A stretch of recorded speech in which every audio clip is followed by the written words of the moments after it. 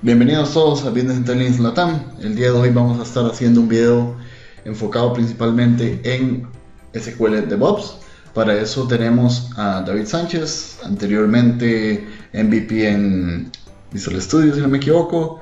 Ahora, sí, el que se presenta se puede presentar de una mejor forma. Actualmente trabajas en Microsoft. El rol en Microsoft siempre tienen nombres bien interesantes, entonces si quieres, te presentas un poco, me dices qué haces, qué no haces, a qué te dedicas, enfoque, etcétera. Perfecto, muchas gracias César, un placer estar por acá. Bueno, mi nombre es David Sánchez, yo trabajo en Microsoft en la división de Premier Services. Tengo el rol de Application Development Manager. Básicamente soy como un gestor de proyectos para los clientes que tienen soporte Premier para desarrollo. Lo que hago es básicamente asesorar a los clientes, dar consultoría, asesoramiento sobre cómo poder aumentar la productividad en los procesos de desarrollo. En mi caso, yo me enfoco mucho en DevOps. Entonces, pues quisimos hacer esta sesión orientada sobre cómo hacer DevOps para entornos de SQL. Ok, sin más por el momento, vamos a hacerlo un poco diferente esta vez. Básicamente, la idea es que David va a presentar algunas demostraciones de, de cómo se hace, qué es, etcétera, etcétera. Entonces, por acá los dejo con David. Bueno, César, para esta demostración lo que vamos a hacer es cómo desarrollar básicamente un aplicativo en ASP.NET con una base de datos montados sobre Azure, tanto el app como la base de datos. Sin embargo, bueno, esto puede ser para un ambiente on-premise, ambiente híbrido, etcétera. La aplicación es sumamente sencillo, no es nada del otro mundo, es simplemente tiene una tabla de customers. La tabla pues, es un mantenimiento básico que se pueden hacer operaciones CRUD, inserción de datos, lectura de datos, básicamente editar. Acá yo, por ejemplo, tengo un registro, pues puedo venir aquí, por ejemplo, editar. Tengo mi correo electrónico, tengo mis datos ahí en pantalla por si me quieren contactar. Puedo agregar otro por acá, por ejemplo. Agregar a César. Teléfono, ponerlo ahí. Email. Listo. Entonces, básicamente, la aplicación lo que está haciendo es conectándose a una base de datos y lo que vamos a hacer es cómo hacer el proceso de DevOps en esa base de datos. Entonces, bueno, lo primero que vamos a ver es el código fuente. El código, lo que estoy utilizando es básicamente SQL Server Data Tools. Este es un proyecto que si yo me vengo acá a agregar, acá en los proyectos de SQL Server puedo ver el SQL Server Database Project. Ese es el que estoy utilizando para esto y simplemente tengo una base de datos acá, una tabla de customers. Aquí puedo ver básicamente la entidad de la tabla. Aquí tengo los campos y demás, el código TransSQL, propiedades, etcétera. También tengo lo que es un Azure Resource Group. Esto es una plantilla de Azure Resource. Básicamente esto lo que me permite es manejar temas de infraestructura como código. Lo que quiere decir esto es que cuando yo hago un deploy de una aplicación, el mismo deploy se va a encargar de básicamente hacer, crear los recursos en Azure necesarios para poder hacer la implementación de la aplicación, de la base de datos, del hosting plan, todo lo que vaya a utilizar. Entonces, para este caso en específico, lo que estoy haciendo es creando un servidor de SQL Server o una base de datos de producción llamada Database y una Database QA, que es para la base de datos, el ambiente, digamos, de calidad. Sí, Acá, eso, bueno, pero David, ajá, eso es bien adelante. eso es bien interesante porque la gente normalmente cuando piensa en DevOps, o más bien cuando está empezando en ese proceso, o sea, ok, dice, ok, yo ya tengo TFS, o yo ya manejo mi código, etcétera, y no llega a entender que va un poco más allá. Así como no solamente la primera parte, tener el código fuente de base de datos, también el tema de infraestructura, es incluir partes o componentes de infraestructura, como dices ahora, crear la base de datos, crear el servidor, etcétera, en este caso en Azure, de una forma automatizada. Es parte de incluir todo esto dentro del proceso. Correcto. De hecho, DevOps, digamos, nosotros lo definimos como la unión de los procesos, la tecnología y las personas para dar entrega continua de valor a los usuarios. Y hablamos de entrega continua de valor, no estamos hablando, digamos, de dar software más rápido a los usuarios, ni de básicamente que el desarrollo sea más productivo, sino nos enfocamos en que realmente todas las áreas estén involucradas. DevOps como tal no es un rol, no es una posición, no es un departamento dentro de la empresa, no es algo que solamente hace desarrollo, realmente es una cultura que se expande en toda la organización. Hay muchas prácticas en DevOps. Vamos a hablar, digamos, en este podcast sobre integración continua, despliegue continuo, monitoreo continuo, también la parte de infraestructura como código, que es eso que estamos viendo. Entonces, hay una serie de prácticas que realmente, digamos, se involucran dentro del proceso de DevOps. No es solamente, como te decía, es hacer release más rápido o hacer automatización de los procesos. Es realmente un montón de prácticas, así como lo comentas. Entonces, en este caso, bueno, entrando un poco en la práctica de infraestructura como código, realmente lo que me permite esto es tener la configuración de los recursos, de básicamente, esto puede ser tanto en Azure, en on-premise y demás, por medio de automatización de scripts de PowerShell y demás. Lo que esto me garantiza es que si por alguna razón se llega a desconfigurar el servidor o tenemos que cambiar de servidor por un daño de hardware o básicamente alguien en la suscripción de Azure básicamente como administrador se logueó y eliminó algún recurso que necesitábamos, entonces esto lo que nos permite es que cuando hacemos un despliegue, el script va a verificar de que necesitamos, o sea, que tenemos los recursos que necesitamos para poder hacer el despliegue de esa aplicación. No sé si vas a comentar algo. No, dale, continúa. Ok, perfecto. Bueno, acá entonces, para explicar un poco a detalle, lo que tengo es la base de datos, como les decía, en producción, la de QA. Tengo una regla de firewall que vean que puedo crear hasta reglas, la configuración, digamos, de los servicios. En este caso, bueno, estoy involucrando todas las IPs disponibles. Eso es una práctica, digamos, para efectos de la demo, pero no es algo que se debería hacer en producción. También, bueno, tengo lo que es la parte del hosting plan, qué hosting plan estoy utilizando, cuál es el nombre del website, un connection string para el nombre del website. Dentro del website tengo un slot para el ambiente de QA. Eso lo que me permite es que dentro del mismo aplicativo yo tenga un ambiente, digamos, no productivo, en donde puedo hacer las pruebas. Ese mismo slot tiene básicamente un connection string, el cual está conectado a la base de datos de QA. Aquí lo vemos. Entonces esto lo que me garantiza es que básicamente el aplicativo que es para el ambiente QA se conecte a la base de datos de QA, no vaya a ser, digamos, al contrario, que básicamente ya cuando implementamos producción vemos que la base de datos está apuntando a la de desarrollo, QA, UT, etc. Podemos poner básicamente configuraciones del Application Insights o configuraciones del servicio como tal. En este caso yo tengo una que es un Auto-Scale Settings. Esto lo que me permite es que si la aplicación, digamos, llega a un pico, digamos, en el CPU, entonces yo le puedo configurar de que agregue otro servidor, etc. Entonces ya tenemos básicamente la opción de poder incrementar el número de servidores y demás desde que hacemos la implementación del aplicativo. Igual tenemos configuración de alertas del Application Insights para el monitoreo. Y bueno, al final lo que tenemos son dos outputs. Los outputs lo que nos dicen es cuál es el nombre de la base de datos y cuál es el nombre del aplicativo. Estos outputs los necesitamos para poder hacer la implementación. Básicamente, como estamos usando una plantilla de ARM, esta plantilla también lo que me permite es que yo pueda manejar, digamos, esta solución de Visual Studio con N cantidad de suscripciones de Azure. Y lo que me va a garantizar es que todas las veces que se vaya a crear este servicio, vaya a ser, digamos, con servicios únicos. Para esto, si vemos, digamos, acá el nombre que se le da al website en la parte de las variables, él le pone un unique string, resource ID. Entonces le va a poner el nombre que yo pongo como parámetro más un ID único que me va a permitir que no importa, digamos, si yo corro este script N cantidad de veces, básicamente van a ser únicos los servicios. Entonces este output lo que me permite definir es cuál va a ser el nombre que se le da ya con el unique ID que se le va a poner del resource. Bueno, eso es en la parte del Azure Resource Group, la parte de infraestructura como código. Tenemos la base de datos, como lo vimos, y tenemos la aplicación web, que es simplemente un aplicativo SF.NET, normal como el que ya conocemos, con un controlador básicamente para la parte de customers. Y bueno, aquí tenemos las opciones, las operaciones CRUD.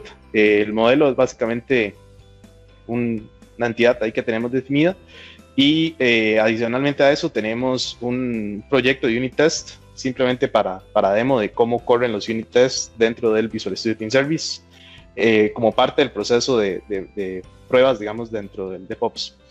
Entonces, bueno, acá ya una vez definido el código, lo que hacemos es irnos a Visual Studio Team Service.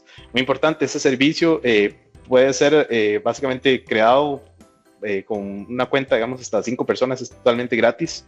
Tiene todas las características disponibles, entonces es bueno que hagan una prueba de concepto si no conocen esta plataforma.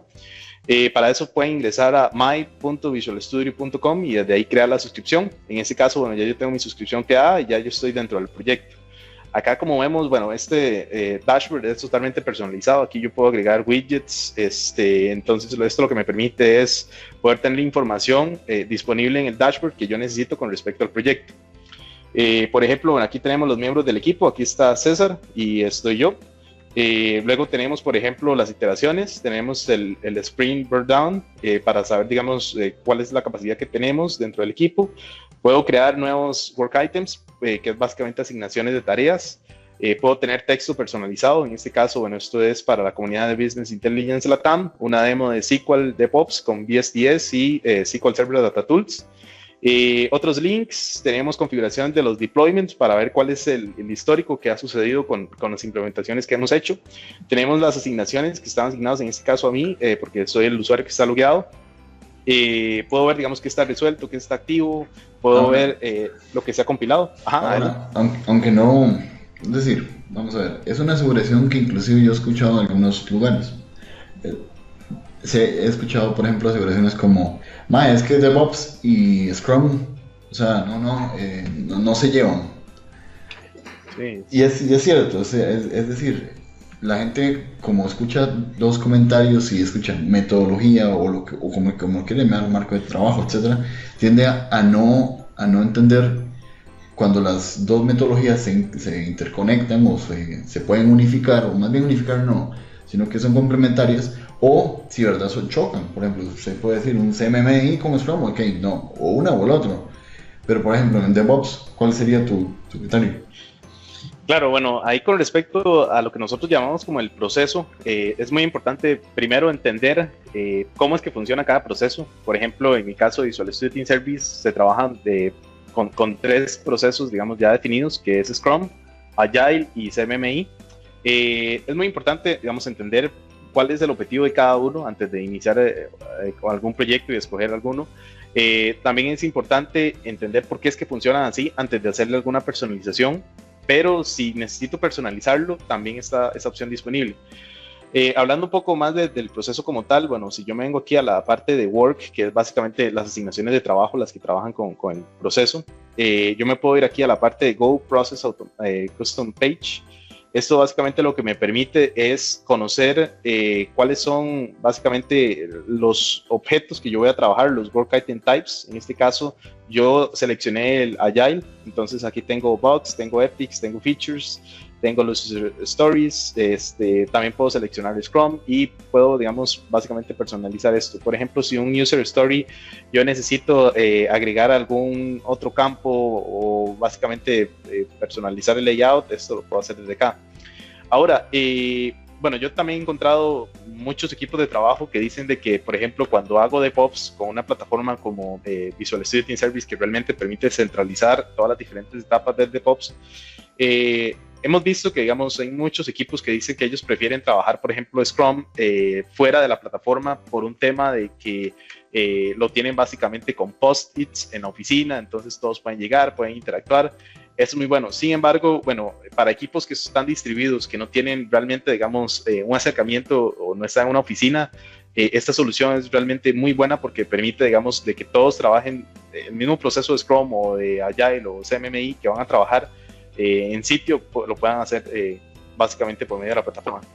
Sí, pero sí. Volviendo al mismo comentario, o sea, DevOps y Scrum o DevOps y cualquier metodología de desarrollo, o sea, DevOps no viene a cambiar la forma como yo trabajo, más bien viene a agilizar mis releases, claro, agilizar todo el proceso de entrega continua, que es parte de lo que hemos estado hablando. Sí, es muy importante. De hecho, digamos, DevOps, para poder hacer DevOps de verdad y poder tener una cultura de DevOps, necesitamos primero tener una metodología ágil. Digamos, no podemos hacer DevOps trabajando en un modelo cascada porque realmente no va a poder escalar, digamos, de esa manera. Si el release es cada 4 meses, ¿ya para qué?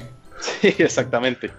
Exactamente. Sí, realmente lo que se busca con DevOps, como lo decía antes, es hacer una entrega continua de valor al usuario. Entonces, para hacer una entrega continua de valor, necesitamos tener sprints o que básicamente los releases sean de 2 a 4 semanas, justo como se maneja, por ejemplo, en Scrum. En este caso, bueno, digamos, yo tengo acá una configuración de un backlog así súper básico, simplemente para efectos de demostración de cómo se trabajan las asignaciones. Acá tengo, por ejemplo, estoy en la primera iteración, aquí puedo ver los features, puedo ver las historias, En este caso lo que tengo son dos user stories, básicamente uno para el tema de la demo de la aplicación, cómo mostrar DevOps con SQL, y el otro es grabar el post para la comunidad de BI. Entonces, igual, por ejemplo, si yo lo trabajara con post-its, aquí este sería el tablero de Kanban que yo puedo utilizar. Acá puedo ver, por ejemplo, cuáles son las fechas que estoy trabajando en este sprint, cuáles son, digamos, lo que está nuevo, lo que está activo, lo que está resuelto, lo que está cerrado.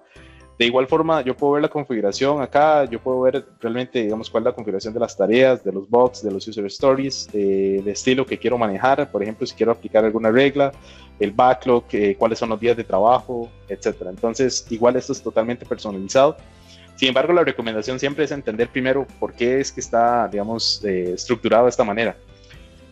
Acá, bueno, para efectos de la demo, ya yo tengo creadas algunas tareas. Estas tareas básicamente les hice alguna estimación ahí simplemente al azar para poder demostrarlo. Tengo, digamos, un bug.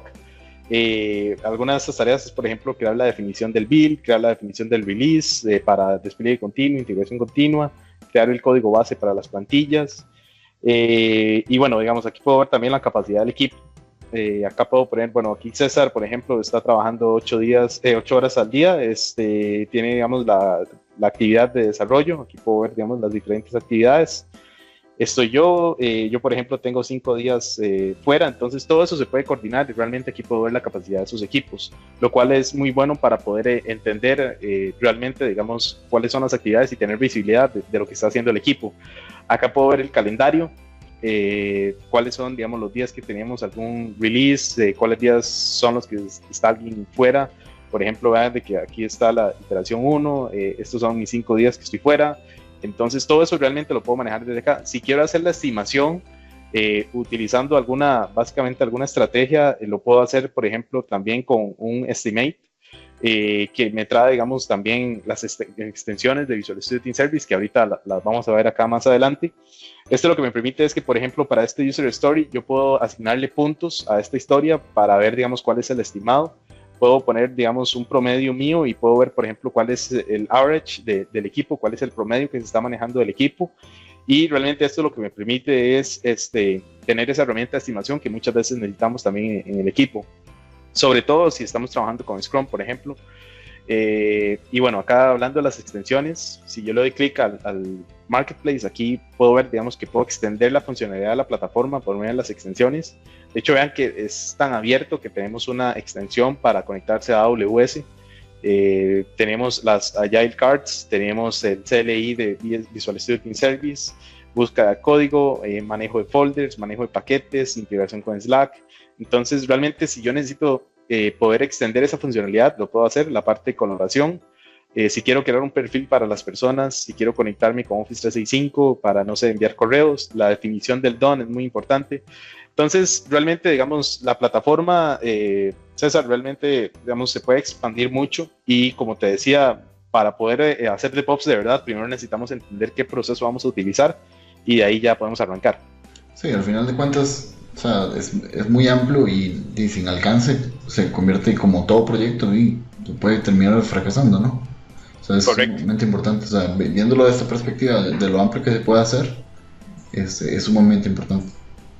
Sí, de hecho en muchas organizaciones lo que se recomienda es para dar los primeros pasos en esto, es tener un coach de DevOps que ayude a la organización realmente a moverse en todas las áreas, porque bueno, esta es la parte de planeación, esta es la parte del manejo, digamos, del trabajo, de cuáles son las asignaciones que se va a tener.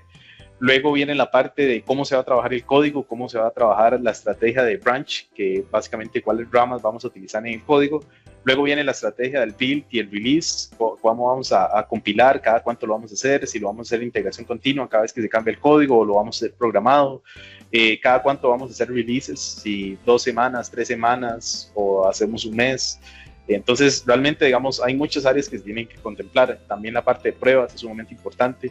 Entonces, bueno, la idea con esto es que realmente, digamos, poder ir avanzando en todas las etapas. Igual es un proceso de etapas, no es que de la noche a la mañana yo llego, creo una cuenta aquí y empiezo a crear todo acá y ya de la noche a la mañana tengo DevOps. Eso tampoco funciona así, ¿verdad? Muy importante definirlo. Para la parte del código, bueno, esto simplemente tengo un repositorio Git. Esto puede ser un repositorio también en GitHub o en algún otro repositorio Git. En este caso yo lo tengo dentro de la misma plataforma. De aquí puedo tener múltiples repositorios. En este caso, bueno, aquí solamente tengo uno. Si ya tuviera algún repositorio y lo quiero migrar, aquí tengo la opción de importar. Y bueno, acá el código fuente que tengo disponible es el que vimos ahora. Entonces, bueno, aquí está el último check-in que se hizo, cuál fue el commit y cuáles son los comentarios que se han hecho. Acá puedo ver los branch. En este caso estoy trabajando sobre un master, no tengo ningún branch definido. Y los pull requests lo que me permiten es que realmente yo pueda crear un branch aparte, trabajar sobre ese branch y luego hacer un pull request para hacer un merge, digamos, con el branch master. Entonces, esto lo que me permite es que, por ejemplo, si yo me vengo aquí a la asignación de work y, bueno, lo que quiero hacer es que voy a trabajar, por ejemplo, una columna adicional para pedirle a los usuarios la cuenta de Twitter. Entonces, para eso tengo que agregar campo Twitter en la base de datos y en el app también. Entonces, esta tarea va a estar asignada, digamos, a mí y va a tener un tiempo de 2, por ejemplo. Desde aquí yo podría venir y crear un nuevo branch para trabajar esta tarea en específico, que esta tarea es la número 79. Entonces, al final, digamos, puedo hacer un pull request para poder integrar ese cambio que yo hice dentro, digamos, del branch principal, que es el master. Entonces, todo eso también se puede trabajar desde acá. Igual tengo la opción de hacer un fork si quiero, digamos, básicamente clonar el repositorio y demás. Que realmente, digamos, acá dentro de esta plataforma estamos aprovechando todos los beneficios que nos da Git también. Luego con esto pasamos a la parte del build. El build realmente, digamos, lo que me definen son una serie de tareas que yo puedo básicamente establecer desde el inicio para poder compilar las aplicaciones. En este caso, bueno, aquí puedo tener N cantidad de builds, de definiciones de builds, con N cantidad de tareas, y lo que me va a ayudar es realmente automatizar el proceso de construcción de la aplicación. Esto evita el error humano de que muchas veces tenemos que compilar algo de manera manual, siguiendo un script paso a paso, de que tenemos que copiar un archivo en un servidor, ejecutar un script, etc. Realmente, digamos, con esto lo podemos automatizar y asegurar que realmente, digamos, todos los pasos se vayan a cumplir, que haya cobertura de código, que realmente se integre con pruebas que yo vaya a realizar y pueda asegurar realmente que sea exitoso el build. En este caso, bueno, para este build en específico ya yo tengo algunas tareas definidas. Por ejemplo, primero vamos a utilizar NuGet, luego hacemos un restore de todos los paquetes NuGet para ver si hay alguna dependencia dentro del proyecto que tal vez no se subió con el código o tal vez está desactualizada, entonces hace un restore. Luego compila la aplicación. Dentro de la compilación yo puedo pasar argumentos. En este caso, como estoy compilando un aplicativo web también, yo le digo que quiero hacer un paquete. Ese paquete lo que me va a permitir es que sea un web deploy, que al final yo me lo puedo llevar a un IIS o me lo puedo llevar a Azure o a AWS o a cualquier lado y realmente, digamos, hacer la implementación del aplicativo como tal. Luego corro las pruebas. Aquí, digamos, veo que realmente las pruebas se estén cumpliendo. Si se están cumpliendo, pasa el build. Si no, yo le puedo decir, por ejemplo, de que si las pruebas no son exitosas, entonces que le devuelva el build y que realmente reporte un bug.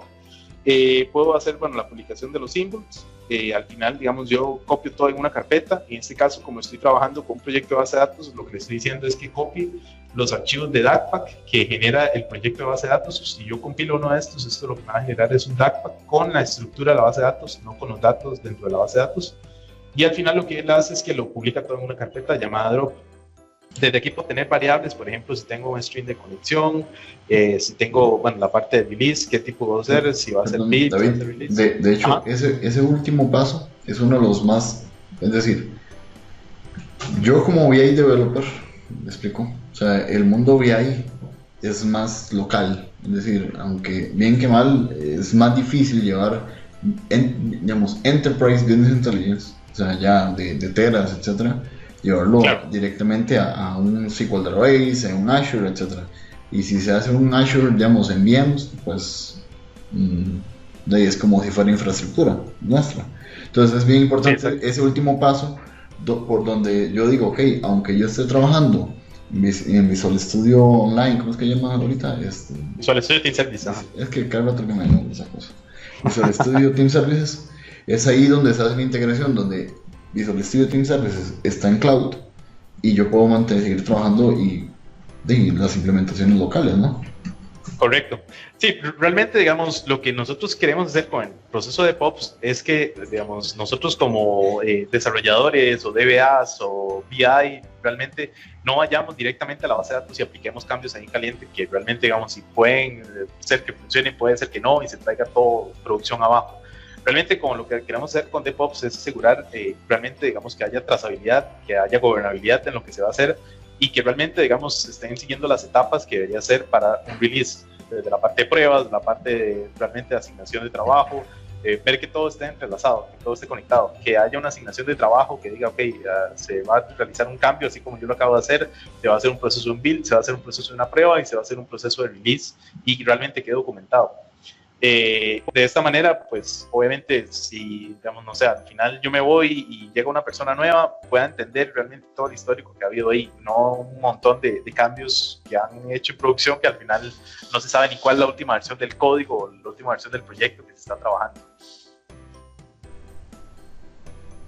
Bien, entonces, bueno, aquí puedo configurar variables, como te decía, puedo tener triggers, en este caso yo lo tengo por integración continua. Esto lo que me define es que cada vez que el código realmente tenga un cambio, entonces él automáticamente va a disparar este proceso de compilación. De igual forma, por ejemplo, yo le puedo decir si es un específico o branch, o si, digamos, quiero agregar algún tag, etcétera. Lo puedo hacer también por calendario. Por ejemplo, yo podría decir, no quiero hacer integración continua porque, digamos, cada vez que se modifica el código es muy seguido. Entonces, quiero hacer que, por ejemplo, a las 3 de la mañana todos los días se actualice el build. Entonces, él va a hacer el proceso de seguir las tareas paso a paso a esta hora. En este caso, para efectos de la demo, más rápido dejarlo integración continua.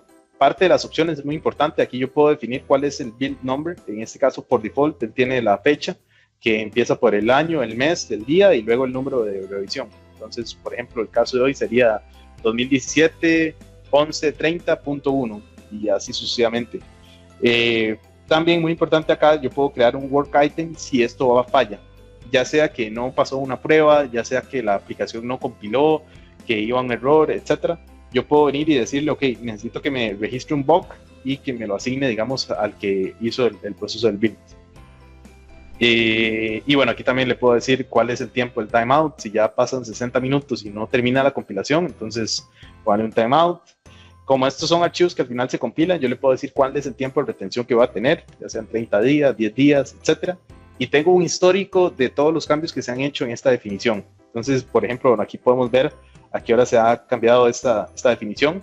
Entonces, si yo vengo aquí y cambio un paso o si agrego una nueva tarea o cualquier cosa que haga acá, ahí va a quedar documentado también cuál fue el proceso de cambio que se hizo. Eso es muy importante porque si este build funcionaba perfecto y estaba compilando bien la aplicación y en pronto otro se hace un cambio, pues se puede tener también auditoría sobre ese cambio. Desde aquí vean que tengo realmente un montón de tareas disponibles. Muy importante, vean que dice si no encuentra alguna de las tareas que necesita, vaya al Marketplace y realmente ahí puede agregar más funcionalidad. Por ejemplo, si queremos agregar algo de SSIS, de algo de Integration Service, hay una tarea que permite hacer el build y deploy para Integration Service, etcétera. Entonces, como les decía, digamos, es tan amplio que puedo tener AWS. Entonces, también si quiero hacer algún despliegue en AWS, lo puedo hacer. Bien, entonces desde aquí puedo agregar tareas, por ejemplo, si es una aplicación de Android, lo puedo filmar, si es una aplicación .NET Core, si voy a trabajar con Docker, con Gradle, con Gulp, si es un IPA, digamos, de Apple, si voy a trabajar con Jenkins, con Maven, etc. Entonces con Reddit Roll también nos soporta para el tema de bases de datos, SonarQube, y bueno, aquí puedo ver toda la parte de pruebas, de utilitarios, copiar un archivo, ejecutar un PowerShell, instalar una llave SSH, manejar paquetes, manejar pruebas, hacer deploy, etc. Entonces realmente lo que se busca aquí es que el build realmente pueda cumplir con todas las expectativas para cualquier aplicación que se vaya a compilar. Bueno, luego de esto pasamos ya con lo que es el release. La definición del release es muy similar a la del build. La única diferencia es que en el release lo que me va a permitir es que yo tenga definición de realmente, digamos, los diferentes ambientes que voy a trabajar. En este caso, bueno, yo tengo una definición de continuous deployment en diferentes ambientes. Entonces, lo primero que yo hago en esta definición es, ok, una vez que termine de compilar la definición del build, lo que él va a hacer es un continuous deployment de que realmente apenas termine de compilar, él vaya y lo implemente en los diferentes ambientes. Entonces, estos son los ambientes que yo tengo registrados. Bueno, igual esto lo podría poner por calendario en vez de que sea por release, por el build. Yo le puedo decir que, por ejemplo, bueno, si el otro termina de compilar a las 3 de la mañana, esto va a ser un despliegue a las 4 de la mañana para que las personas que lleguen al otro día encuentren la nueva versión ya básicamente en los diferentes ambientes que yo defino acá. Aquí puedo tener N cantidad de ambientes. En este caso, bueno, el primer ambiente que tengo es la creación de los recursos, digamos, en Azure, para poder asegurarme de que cuando se va a hacer la implementación en el ambiente QA, de producción y demás, ya estén los recursos creados. Esto es un paso realmente muy sencillo. Acá lo que tengo es simplemente un Azure Deployment. Desde aquí yo defino cuál es la plantilla que voy a utilizar, que este es el mismo archivo que habíamos visto por acá. Está acá. Entonces, básicamente lo que él va a ver son todos los recursos que se va a crear y luego cuáles son los parámetros de esos recursos. Estos parámetros yo los puedo personalizar. Esto es muy importante porque, bueno, lo comentaba César ahora, digamos, realmente yo puedo definir acá cuáles son los recursos y la configuración de cada recurso que yo vaya a crear. Vean que, por ejemplo, para el caso del password de la base de datos, yo no lo pongo en texto plano, esto va encriptado. Esto lo que yo estoy haciendo aquí es que estoy instanciando una variable que yo tengo dentro del proceso del release, en donde básicamente aquí está el SQL Pass y digamos yo aquí no tengo digamos acceso al código porque eso está encriptado, está seguro. Entonces, aunque yo sea desarrollador, aunque tenga acceso al Visual Studio Team Service y demás, yo no voy a tener acceso al password para poder conectarme a la base de datos porque digamos se maneja de manera segura, encriptada y demás. Entonces, bueno, aquí una vez que él crea los recursos en Azure, luego hace un despliegue a la base de datos, digamos, del ambiente de QA. En este caso, él lo que dice es cuál es el output para saber cómo se llama el nombre de la base de datos, el SQL name. Recuerde que este SQL name era el que teníamos por acá. Entonces, esto lo que me va a permitir es que el nombre de la base de datos que él le puso con el identificador, realmente, digamos, .database.windows.net, sea el que vaya a utilizar cuando él hace el despliegue de la base de datos por medio del DACPAC. Aquí igual le defino cuál es el usuario y cuál es el password. Entonces aquí le digo que va a ser un tipo de despliegue por DACPAC.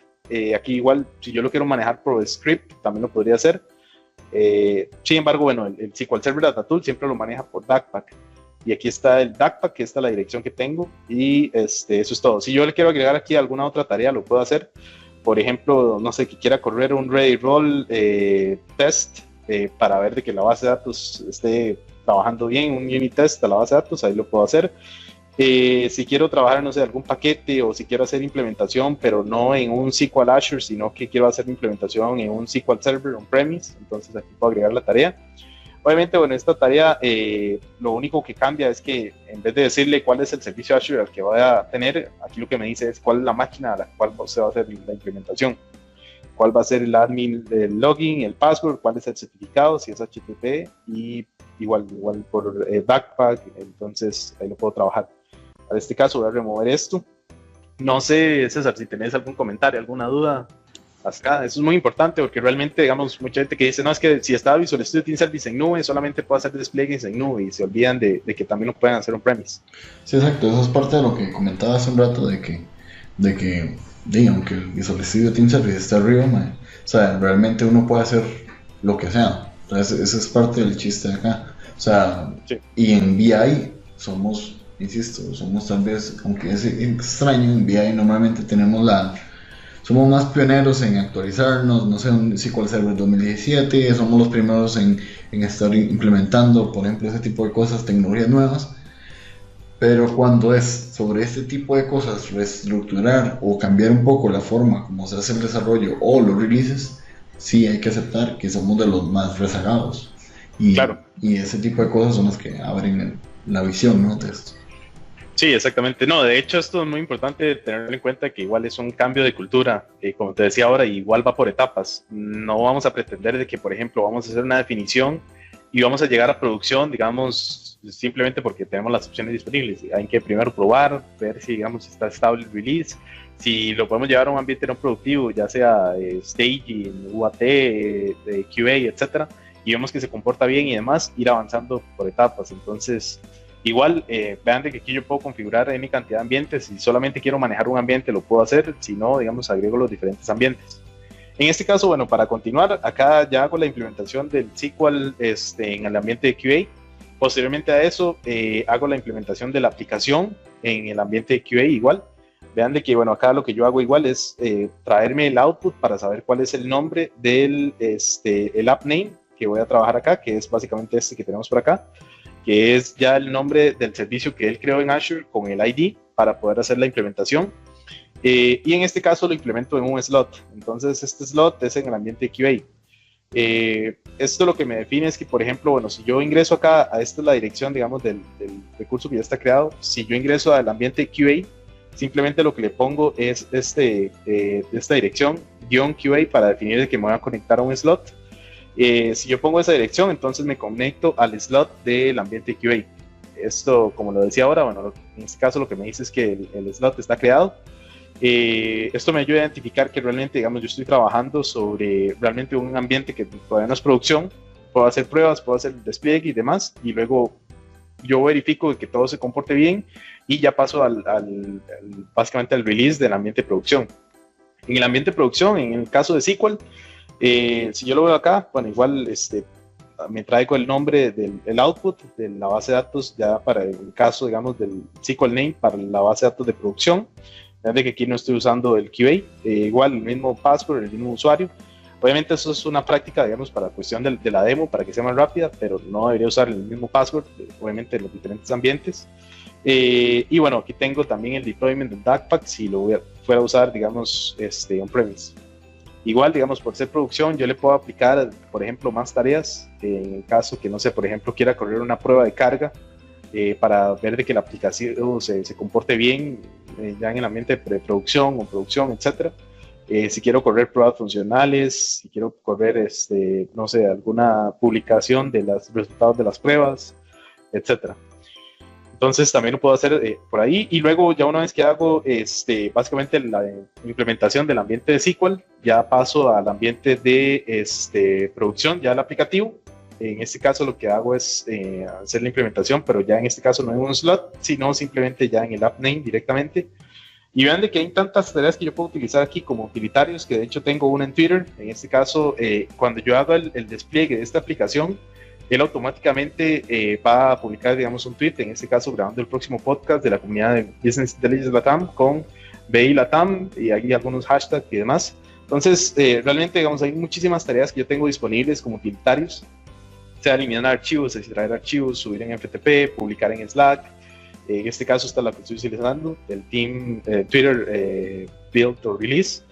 Y ya con eso, digamos, terminaríamos básicamente el despliegue.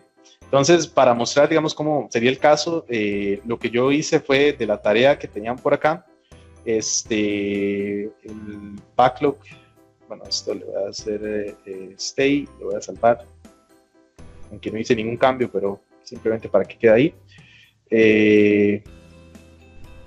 Desde aquí, la tarea que yo puse fue agregar el campo 79, que era básicamente el Twitter en la base de datos. Entonces, si yo me voy a la base de datos, eso es muy importante. Yo lo puedo hacer desde aquí, desde básicamente este proyecto del SQL Server Data Tools, o si yo estoy acostumbrado a hacerlo en mi base de datos de desarrollo y prefiero utilizar básicamente el SQL Server Studio Management, entonces de aquí lo podría hacer también. En este caso voy a conectarme, por ejemplo, a la base de datos de el ambiente QA, y desde aquí puedo ver el diseño. Desde aquí podría agregar el campo de Twitter. Obviamente no es la idea que yo vaya a producción, haga el cambio y luego haga el proceso inverso. La idea es que realmente cuando llegue a producción sea porque ya pasé todas las diferentes etapas. Entonces desde aquí puedo agregar el campo de Twitter. Aquí le pongo, no sé, en varchar 50, lo dejo opcional, le doy salvar y listo. Ahora, para yo poder traerme ese campo a mi proyecto de base de datos, lo que puedo hacer es una comparación de esquemas. Normalmente no trabajamos un solo campo, o sea, la unificación de un solo campo, trabajamos varios, o tal vez agregamos más tablas y demás. Entonces, la comparación del esquema, que es una herramienta que tenemos disponible en SQL Server Data Tools, lo que me permite es que yo pueda decirle, ok, quiero comparar una fuente con el proyecto target. En este caso, el target va a ser mi proyecto de base de datos, o al contrario, quiero comparar lo que está en mi proyecto contra una base de datos. En este caso lo voy a hacer al revés porque yo apliqué el cambio en la tabla, digamos, del ambiente de QA. Entonces, si yo me voy a conectar, este es básicamente la base de datos. Voy a seleccionar el source. Aquí este source, digamos, yo puedo decirle, voy a conectarme a una conexión de un SQL Azure. Entonces, de aquí le digo cuál es el nombre del servidor, cuáles son los credenciales. Aquí le digo cuál es la base de datos a la que me va a conectar. En este caso es la de QA. Le doy conectar y entonces ya está lista la conexión y le va a decir una comparación. Yo podría configurar esta comparación. Le puedo decir que son objetos de tipo aplicación o que son objetos, digamos, de tipo no aplicativo, como procesos de auditorías y demás. Aquí él va a comparar todo lo que son tablas, vistas, triggers, store procedures, etc. Entonces, si yo solamente quiero comparar ciertos objetos, también lo puedo hacer de esa manera. Voy a comparar debido a que simplemente lo que agregué fue un campo, entonces fue un cambio pequeño. Y él lo que va a hacer es ver que está en la base de datos básicamente del ambiente QA contra lo que está en mi proyecto. Bien, ahí sí es importante que, por ejemplo, en base de datos, por ejemplo, cuando trabajamos, más bien al revés, insisto, la mayor cantidad de trabajo está en la base de datos, se sugiere más bien hacerlo al revés, que los cambios se hagan en el proyecto y no directamente en el esquema tradicional, que es en la base de datos directo.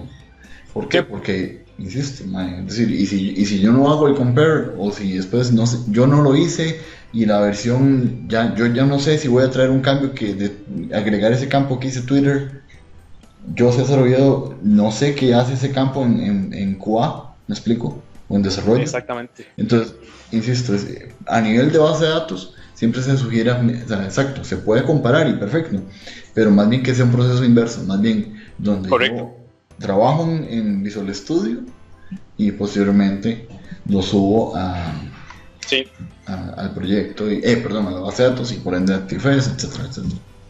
Sí, correcto. De hecho, y si lo voy a hacer, digamos, en el SQL Server Studio Management, hacerlo, digamos, en este caso, como yo lo hice, en un ambiente no productivo, porque realmente, digamos, si trabajamos, digamos, en un ambiente, digamos, que es productivo y empezamos a hacer cambios, ahí es donde perdemos el control. Pero sí, totalmente de acuerdo. Las recomendaciones siempre trabajar sobre el proyecto de SQL Server Data Tools en Visual Studio. Hacer los cambios, digamos, las pruebas en los diferentes ambientes y si todo funciona, entonces llevárselo ya a producción. En este caso, bueno, aquí ya hice la comparación, entonces él ve que detectó un campo que es en la tabla de customers, que hace falta el campo Twitter, entonces ya con esto le doy update, aplica el cambio y realmente, digamos, ya con eso mi proyecto de base de datos ya se actualiza. De hecho, vean de que me puso un check en rojo, donde me dice que ya se agregó. Si yo abro aquí el campo, aquí ya está el campo Twitter, en varchar 50, está como allow null, y ya con eso ya estamos. Esto, SQL, el esquema compare, lo podría guardar, no lo podría guardar.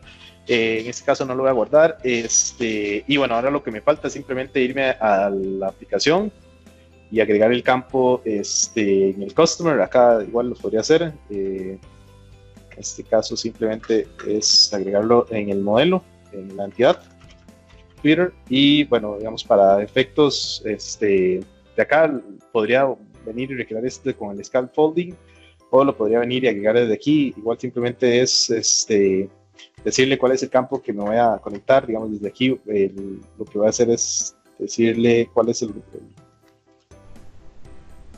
Twitter, para acá y para acá. Eso en el caso del create. En el caso del delete, bueno, aquí simplemente para mostrarlo, yo le podría decir, ok, también agrégueme las columnas de Twitter.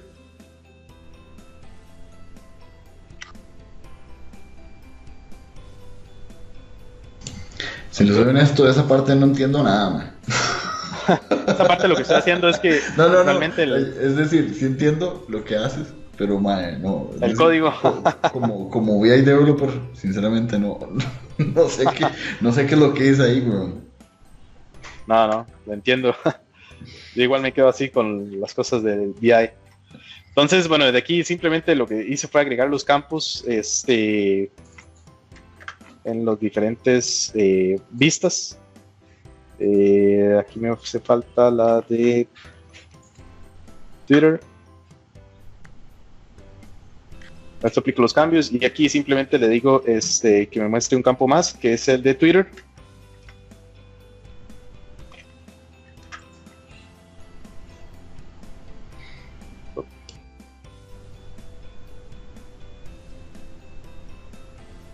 Y ya con eso podemos subir el cambio. Y bueno, lo bueno de esto es que modelo.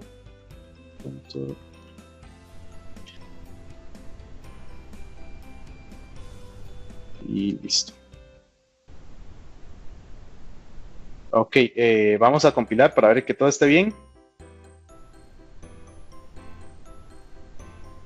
Muy importante, bueno, yo le puedo poner políticas también de que, por ejemplo, no permita subir código sin antes verificar que el proceso de compilación no sea exitoso. En este caso, bueno, si me voy aquí al Team Explorer, los cambios, él detecta cuáles fueron los cambios que se hicieron. En este caso, él dice, ok, del código fuente que está en el Visual Studio Team Service contra el que está local, lo que se modificó fue el script de SQL y el modelo y básicamente las vistas del controlador de customers. Desde aquí le puedo poner algún cambio, por ejemplo, agregado del campo Twitter, y también desde aquí le puedo poner una relación con un work item. En este caso, si yo me vuelvo acá, vean de que aquí tengo el ID 79 para poder agregar el campo en esa aplicación. Entonces yo puedo venir aquí, ya sea por medio, digamos, de una consulta, un query, o así como yo lo estoy haciendo con el ID, yo le puedo decir cuál es realmente la relación que yo estoy haciendo entre el cambio que estoy aplicando en todos esos archivos con la asignación de trabajo. Esto es muy importante para efectos de visibilidad y también de justificación de los cambios que yo estoy haciendo. Si mi jefe llega y me dice, David, ¿por qué aplicaste este cambio? Entonces yo le digo, ok, alguien me asignó esta tarea, que básicamente lo que me decía es que actualizar el campo de Twitter en la base de datos y en el aplicativo. Si yo estoy aplicando un cambio en el código que no tiene nada que ver con la asignación de trabajo, pues ahí también es un problema de que realmente no se está siguiendo el proceso como se debería. Al final con esto yo le doy un commit y le doy un sync y bueno, aquí él me dice cuál es el campo que está agregando, sube el cambio del código y automáticamente se dispara el build y se dispara el release. Entonces con esto, digamos, para mí ya es transparente. Yo como desarrollador ya hice el cambio y ya eso es todo. Ya como ya está el proceso del build definido y que corre automático, entonces él va a ejecutar. De hecho, si me voy aquí, me dice que ya está en proceso. Y aquí está básicamente cuál es el trigger que se hizo. En este caso fue porque yo hice un nuevo commit en el master que agregué este comentario y el ítem que está relacionado es el 79. Desde aquí yo puedo ver realmente, digamos, todas las etapas que están corriendo. En este caso ya está corriendo el restore del nugget, luego va a hacer el proceso de compilación, va a correr el proceso de las pruebas, el proceso de publicación de los symbols, copiar el archivo y listo. Aquí puedo ver realmente qué es lo que está sucediendo en el agente que está compilando este aplicativo. Entonces, esto igual aplica, digamos, la idea y la misión que tiene Microsoft es que sea para cualquier proyecto, cualquier aplicación, cualquier código, que realmente, digamos, se pueda centralizar todo el proceso de desarrollo dentro de esta plataforma.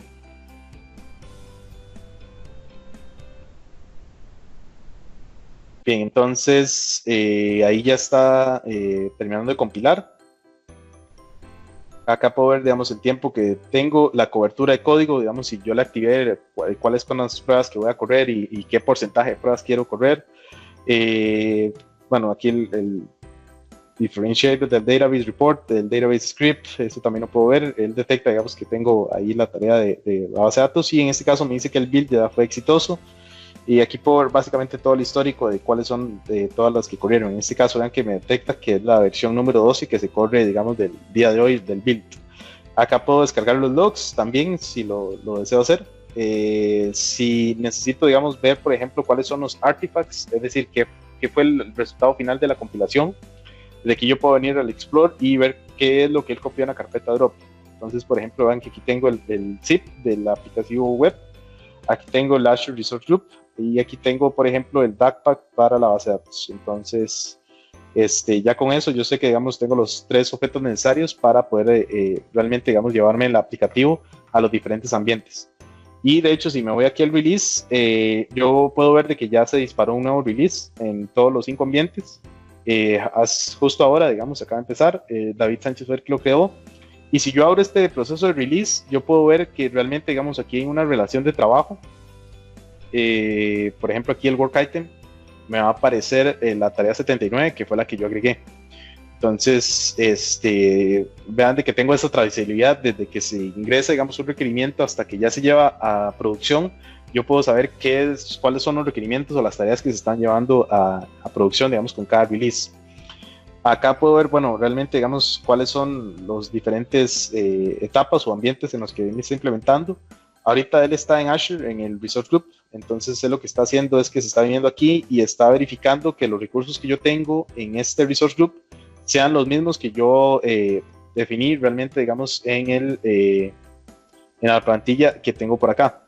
Si él ve que hace falta algún objeto, algún servicio, alguna configuración, él siempre va a reemplazar lo que yo tengo acá con lo que está corriendo en Azure. Entonces, por ejemplo, si viene un usuario y elimina, no sé, el Application Insights o elimina el slot de QA, él automáticamente, cuando se hace el release, lo va a llegar y lo va a implementar. En este caso, como los recursos ya estaban creados, él simplemente lo que hizo fue una verificación, entonces me dice que ya está succeed, que ya eso lo superó.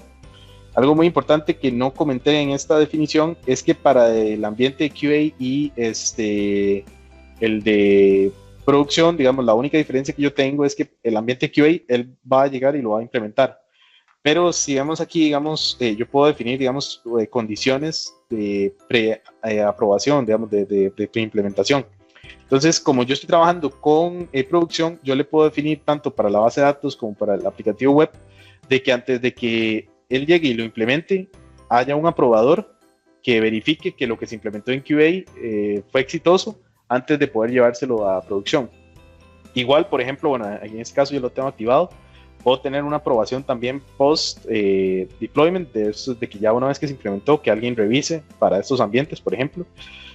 Puedo tener también lo que son la parte de gates. Gates es una opción de que yo pueda configurar realmente, digamos, diferentes acciones cuando quiero, por ejemplo, ver de que si esto es un aplicativo web y yo quiero monitorear el aplicativo para ver cómo se está comportando y si se está comportando bien, entonces que lo lleve al siguiente ambiente, lo puedo hacer, digamos, para que sea como una aprobación automatizada.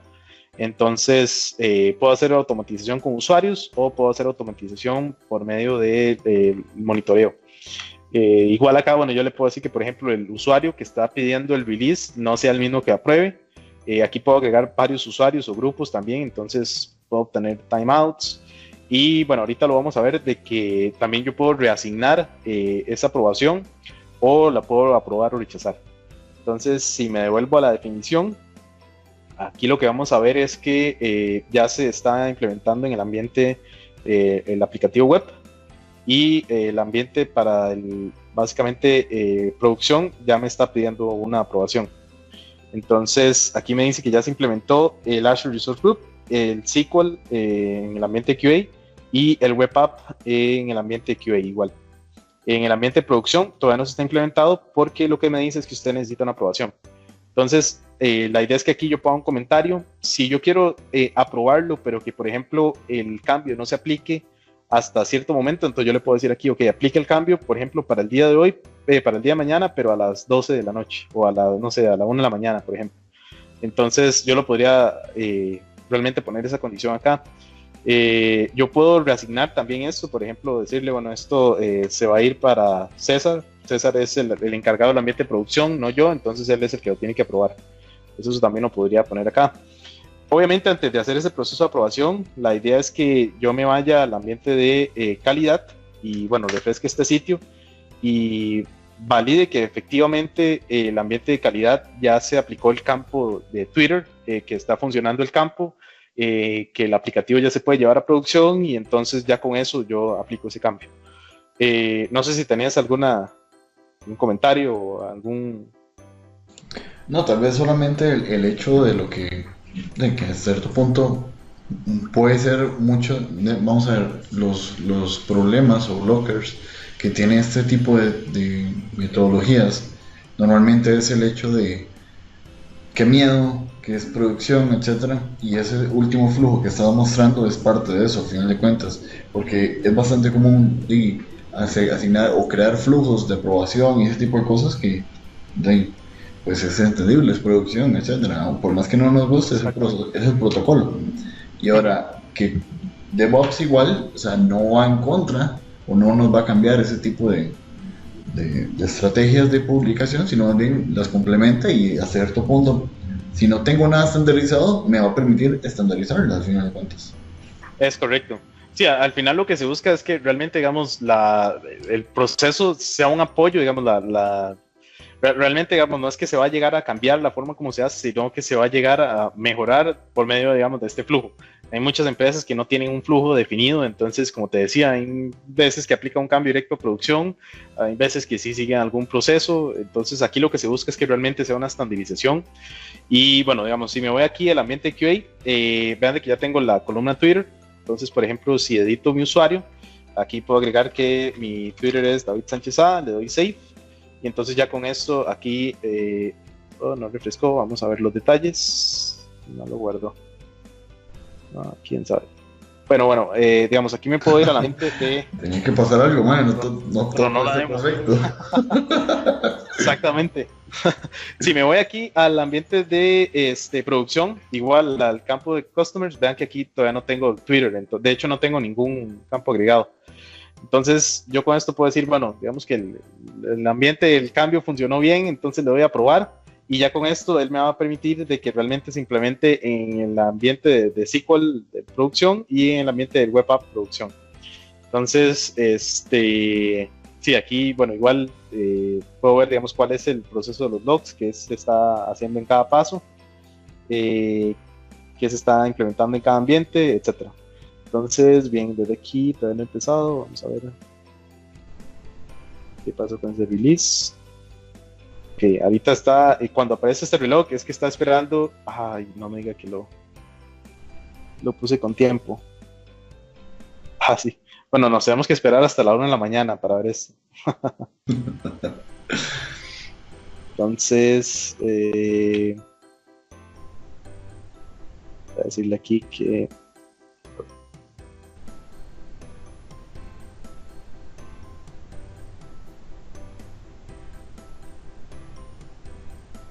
desde aquí puedo cancelar, por ejemplo, y le puedo decir que, bueno, abandonarlo, o le puedo decir que, por ejemplo, implemente en cualquier, digamos, de los ambientes. En este caso, como, bueno, ya he definido el de producción, ya ahí lo voy a cancelar, y lo que voy a hacer es que voy a implementar uno nuevo. Entonces, bueno, aquí este me parece abandonado. Si por alguna razón, en este caso, bueno, no sé, la demo no se estaba comportando bien el ambiente QA, entonces yo lo abandono y no tengo que hacer el pase ahí. Yo le puedo decir que haga un nuevo release con el último build que se compiló aquí en los diferentes ambientes. Entonces, por ejemplo, si yo quiero que empiece directamente con el de producción, eso lo puedo hacer. Entonces, bueno, aquí le voy a decir que todos van a estar manuales para solamente hacer el pase en un ambiente específico. Entonces aquí inicia el proceso de release, pero en ninguno se va a implementar. Entonces si yo le digo, ok, voy a hacer la implementación directamente en el SQL Prod, entonces ahí él va a aplicar el cambio de lo último que él compiló en el ambiente específico de producción. Aquí me dice, bueno, necesita aprobación, entonces le digo que apruebe y listo. Entonces ya él inicia el proceso de implementación en el ambiente de producción de una vez.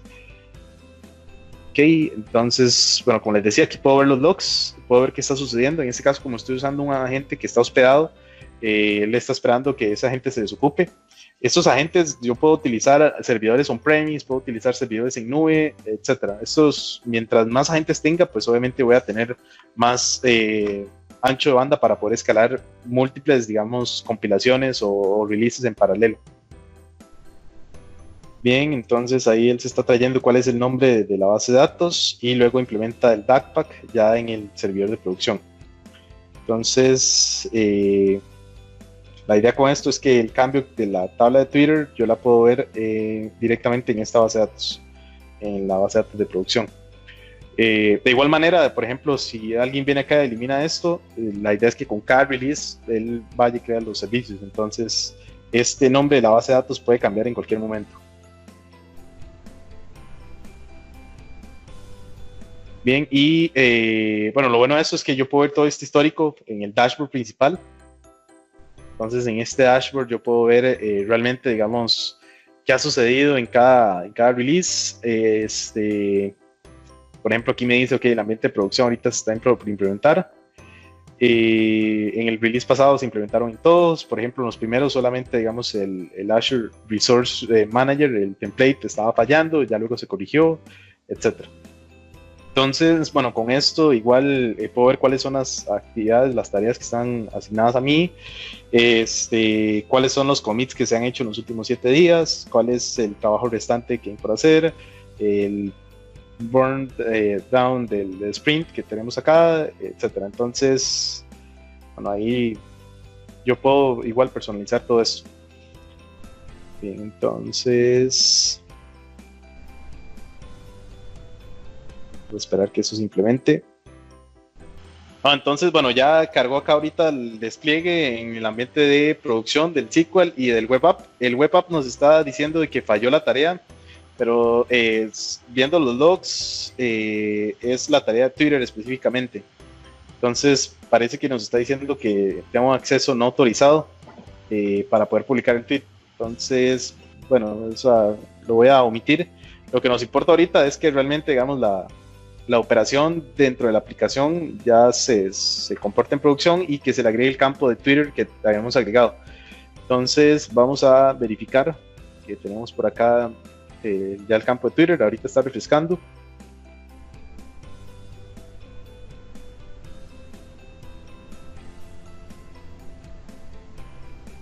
Ok, aquí ya tenemos el campo de Twitter. Si yo le doy Create, igual le agrego, bueno, en este caso agrego yo.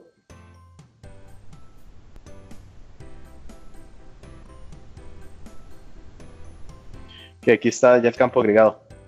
Entonces, igual esto lo puedo eliminar, crear, etcétera. La idea con esto es, obviamente, digamos, llevar estos releases a los diferentes ambientes que yo tenga estipulados, ya sean productivos, no productivos, no producción y demás, y realmente pueda definir el flow que se va a seguir en cada proceso para los diferentes ambientes. Como les decía, puedo tener una cantidad de ambientes, ya sea QA, producción, UAT, staging, etcétera. Entonces, esa era la demo que les teníamos preparada. No sé, César, si quieres agregar algo adicional. No, en realidad, más que todo agradecerte, de verdad, más que interesante.